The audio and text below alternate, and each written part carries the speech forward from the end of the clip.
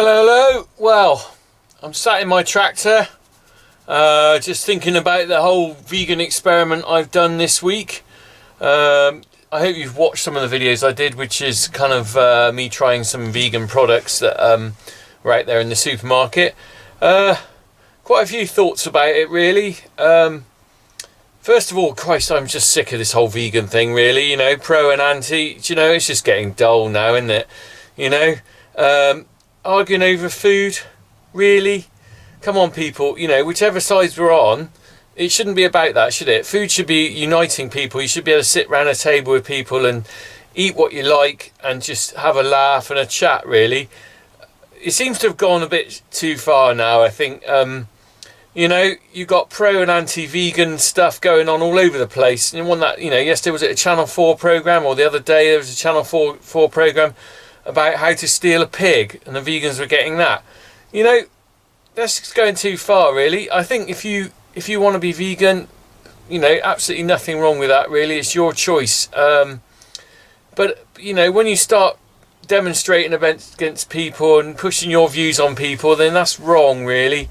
And I think it's almost getting to the point where, you know, you're intimidating people on your beliefs, which I you know, we tolerate people who are gay, black, you know, their religion, whatever, you know, and that's the way the world should be. You know, you should be able to tolerate people for their beliefs. And once you start stepping over that threshold, even on food, then I think, you know, racism's wrong, you know, all that sort of thing's wrong. When you know, veganism is fine. When you start attacking people for what other people are doing because you don't believe in it, that's to me going too far. So that's just a little point off the top of my head. The whole thing, we were eating food and stuff, of trying the vegan stuff.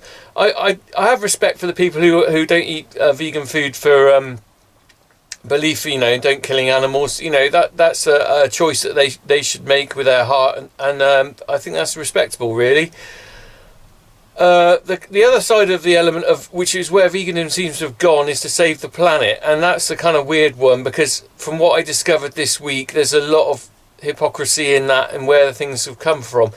But let's just go back and look at what some of this stuff tasted like to start with. I was trying vegan cheese and things like that. Vegan chocolate and the chicken actually wasn't too bad, and I'm not going to lie and pretend it was horrible, because that's not really fair. You know, if you ate a bar of vegan chocolate, I think you'd be happy with it, really. Although the Galaxy one I had actually said may contain milk, that's not vegan, is it? So anyway, here's a bit of us trying what we thought was, well, see what you think about what we thought of the taste. Vegan pepper steak style pie. It's not got a very nice aroma. Okay, here goes. Ooh. Is that nice? What do you think my face tells you? No. Do you want to try a bit? Okay. That's fast steak pie. Very Well, a steak for vegans, but...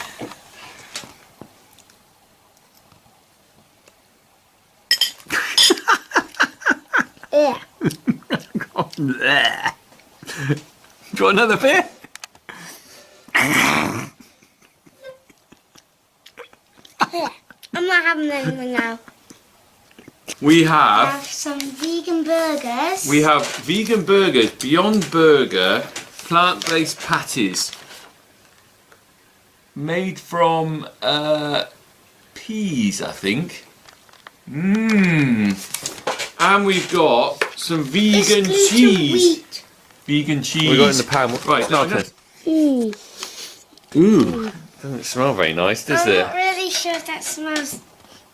I feel like that's mouldy cheese mixed with mouldy socks. Yes, I think that's a very good description from Harry. Mouldy cheese. It just doesn't taste nice. We haven't tasted.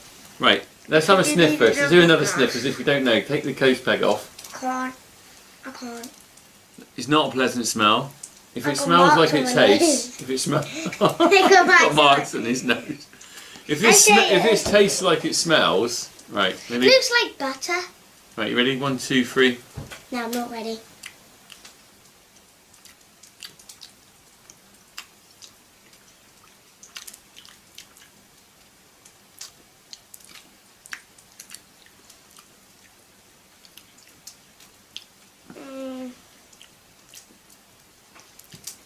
Oh, And back to safety first. oh, that is like, oh, that's disgusting. That, oh, Jesus, mum, the vegan water. Jesus. Right. Mine's going to be the tiny Okay. bit. You know, Yeah, from a distance it looks like a funny burger, really. You want to try a bit? Let's see. Are we going for it? Oh, it smells horrible. You know, a lot of things about eating isn't just the taste, it's the smell. Right, after 3. Everything's going to be okay. After 3 then, Harry. 1, You know what I think it is? 2, 3.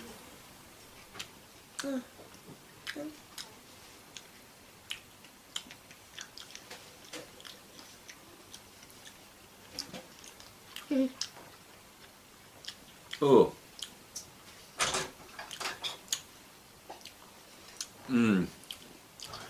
Harry's gone off because Big Brother Jack's just arrived. Oh, Jack, what have you got there? Some pan of chocolate. Come in here quick and relieve us from this awful vegan food. Ah, these have got an aftertaste. Way! Yes! These are for tomorrow morning. Alright, but more. Thank God for We need that. one more. Right, Come anyway, on. this is turning into Dairy shut the milk door, chocolate. please. Dairy milk chocolate. Right, dairy milk. Shut the door, please. Letting all heat out. Right, thank goodness. Guys, told me to talk Do you want to about try it? Sky You try a News. bit. Try a bit.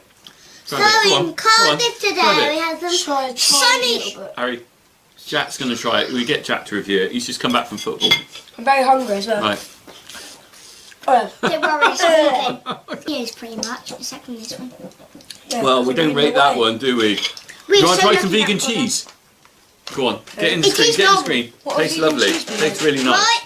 This. Really nice. Look at the camera. Really nice. Smell it. You go. Do you want your tears? Oh, it's run out. Again, unplanned. Come back, Jack. Give a review of that. Did you say that was nice? I'm joking. Come back, give it a review. Don't worry. Okay, so that was that side of it. The flavour, I think, was a lot to be desired. Now, again, I was kind of playing devil's advocate, if you like. I was eating stuff that was pretending to be meat or dairy and stuff. There's no doubt about it. You can eat vegan if you want to go and eat, say, a cauliflower stir fry or something like that. But that wasn't what this experiment was about. It was to try and see what the alternatives were like. And mostly they were pretty rank, to be honest, really. And that's no lie. You know, the one where Jack ate the cheese, he didn't know it was going to be what it was going to be like. I pretended it was nice, and his reaction tells you what I think, what it was like. So that's one aspect of it. I didn't think it was very great eating it. Now, the main aspect I think I'm focusing on here is how there's been a massive bandwagon jumping on of saving the planet with eating vegan food, reduce your carbon footprint. Now, people spout all this stuff about carbon footprint, about, you know, if I switch meat products to alternatives and things, reducing the carbon footprint, without actually knowing whether that's true. Don't tell me someone who's gone and eaten a soya chicken nugget actually knows what the carbon footprint of that soya nugget is over the chicken nugget. And as you see from these little clips, it wasn't as straightforward as you thought when you were buying this stuff. We have here a plant steak. I'll read you the ingredients in a minute, but the main thing is here, these ingredients are not only from the Netherlands, so this is from Holland, but also from other EU and non-EU countries. So basically we've got something that has been composed of products from all around the world. God knows what the food mileage and carbon footprint is on that, and also what is the traceability on that if it's that random. But I'm going to read you the ingredients for a second here. So does this sound interesting, Ian? Rehydrated soy and wheat protein, 77%. Cow food. Cow food. Yeah. Natural flavouring, sunflower oil, coconut oil, thickener. So methyl cellulose. Vegan pepper steak style pie. Pastry. 57% of this is pastry. And it does contain palm oil. So we're back on that kind of thing of that's not good for the environment, buying palm oil, I think, instead of dairy products. Again, imported from miles away, damage the environment there. And while Harry's doing that, I'm looking at the next bit. So we've got filling, 43%, of which is vegetable protein, 20%, wheat and soya. Soya, again, imported from Brazil or South America, not very good for the environment, grown there into the Amazon. Again, I've noticed the second product with soya in it, loads of criticism for farmers using soya feeding cattle, nothing about people eating it, nothing on the press or that. Anyway, I've got something to say. hang on Harry, let me just finish the ingredients and then Harry can have his say. So thickener, and there's some yeast, so I imagine yeast gives it a bit of a flavour, but mostly, basically you're buying wheat stuff really. Oh my god. It says non-dairy on this. That can't be right. What? Manufactured, made in South Africa. Okay, so I've got a vegan pie containing palm oil and soya From South Africa. from South Africa. So there you go. I mean, you've got stuff that was imported from all over the world. You know, I was eating a South African soya-based pie with palm oil and stuff in it. No one said on that packaging what the carbon footprint was, as opposed to me going and buying a pie made by the butcher up the road from locally sourced ingredients. Now, this is the thing, okay? As you saw when me and Farmer P ate our piece of steak, as opposed to the fake steak, he produced that just up the road, went to the local abattoir, came back, and he was selling it to local people. The fake steak had not come from a local area. How can that be better for the environment in eating it? And it's quite interesting. I was sat in my tractor cab, okay, so I've had the radio on today. I think basically all these companies are jumping on this bandwagon of carbon footprint without actually being honest. I think there's a lot of money to be made out of plant-based food. If you think about it, what I was paying for those products was very similar or even more than a meat-based product. So those chicken nuggets, I think, were $2.99 for 8 chicken nuggets. I can buy a whole bag of those for $2.99 in Tesco's, of the real ones. Now, obviously, from a manufacturing point of view, there's a lot of profit to be made if someone goes and spends $2.99 on 8 soya nuggets. So I would have thought commercially a lot of these companies are doing it off their own backs to make money rather than actually believing in veganism. And it'd be interesting to know how many of those manufacturers actually eat the stuff they sell. Farmer P eats the steak he sells. How many of those guys shipping out these flipping fake steak things or the P burger are eating that stuff at home? Because the P burger really stank. Honestly, you open the lid, that was pretty rank really. But I was saying, I was sat listening to the radio, and I've got Costa saying they're going to put plant-based milks in their milk, and I've got, at the same time, I've got a multitude of adverts for foreign holidays. I've got, I think it was, what's the airline that, flipping it, I've forgotten. The one that, EasyJet, promoting a sale on their flights. I've got someone else promoting a trip to, where was it? Gibraltar. Now, it's interesting, okay, so look at this from my point of view of what people ate 30 years ago when I was a kid. We pretty well ate meat and 2 veg, okay, and burgers and fish and chips and everything like that. No one worried about the carbon footprint then, okay. Fast forward 30 years, everyone's worried about the carbon footprint, and the one thing that everyone seems to have jumped on is reducing the amount of meat. I very much doubt that people are eating more meat than they were 30 years ago. I don't expect, if you were eating a burger 30 years ago, because I used to go to McDonald's 30 years ago, I don't expect that people are doubling the amount of Big Macs they're eating or having more roast dinners than they were 30 years ago or more fish and chips. What has changed is the amount of flights people are taking, the amount of products they're buying, the amount of electricity they're consuming. And I'll give you a couple of examples of this, okay? So 30 years ago, I was probably eating a Big Mac whenever. I didn't have a mobile phone. I certainly didn't have a mobile phone that was being changed every 6 months or 2 years or whatever, because the latest one had come out. So my carbon footprint on that phone change is going to be greater than the amount of meat I'm eating, I'm sure of that. I certainly wasn't jumping on EasyJet flights anywhere to fly off to Gibraltar for 40 quid. Okay. Now, it seems that no one seems to be prepared to tackle what is the obvious thing, is the fact that consumerism and flights and things like that have gone way out of proportion to what they were 30 years ago, compared with the amount of meat people are eating, or dairy products and things. And it seems to me like there's almost a target of meat producing and dairy producing. People are targeting that, and it's almost like, now I don't believe in any conspiracy theories or anything like that, but if you were in those industries, consumerism and, you know, flights, petrol companies or something like that, would it be not a good idea to actually divert attention to your products by chucking it all on meat?